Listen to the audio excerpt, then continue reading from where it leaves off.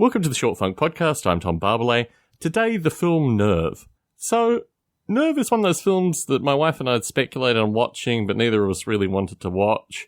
With the end of Casey Neistat's daily video blog, I thought, well, this is something that Casey Neistat features in, albeit incredibly briefly.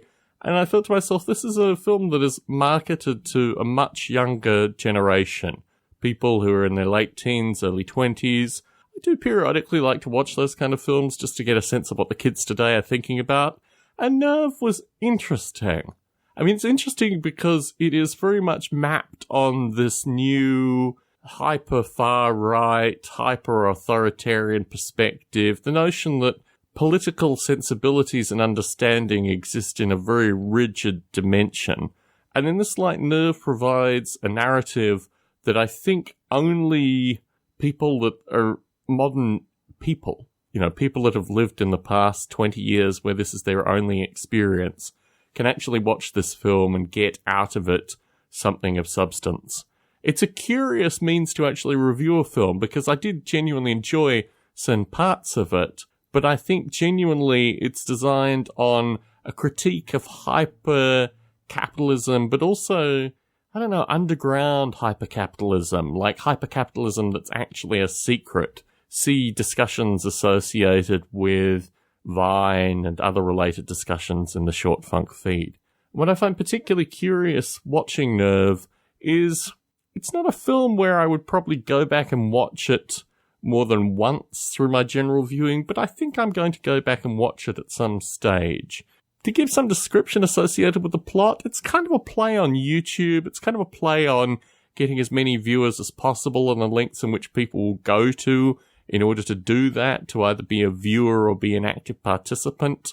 I don't want to narrate too much associated with the plotline because it's so fluid, and once it's actually established, there are various ebbs and flows, so I don't really want to give too much away. There is a scene with a noticeable verbal flub, which I thought was particularly curious to see in a film. This is a film that hasn't been edited quite to the level that most films would see. It's almost like seeing a large typo in a book. And that I found particularly curious because I realized that perhaps the people that had edited this film, perhaps the people that had viewed this film through the process prior to release were just not that sensitive to the verbal flub in there. Like, it's a relatively basic flub, and it's one where, looking back at it, I just think, what was the process like? I mean, clearly this is a film that has been created by a different generation for their own generation. And in this light, I don't think people will look at verbal flubs quite as strongly as perhaps my wife and I looked at it when we saw this film. So, certainly one to watch, a variety of different perspectives. It's almost in the genre of cyberpunk.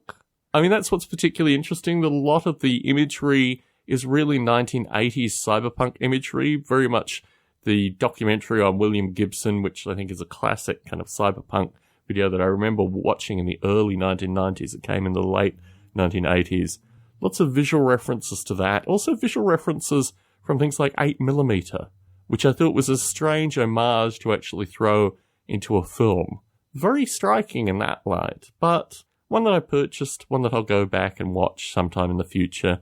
Worth viewing someday when you don't have much to do. You just want a film to fill the void. Tom Barbalet in San Jose, signing out.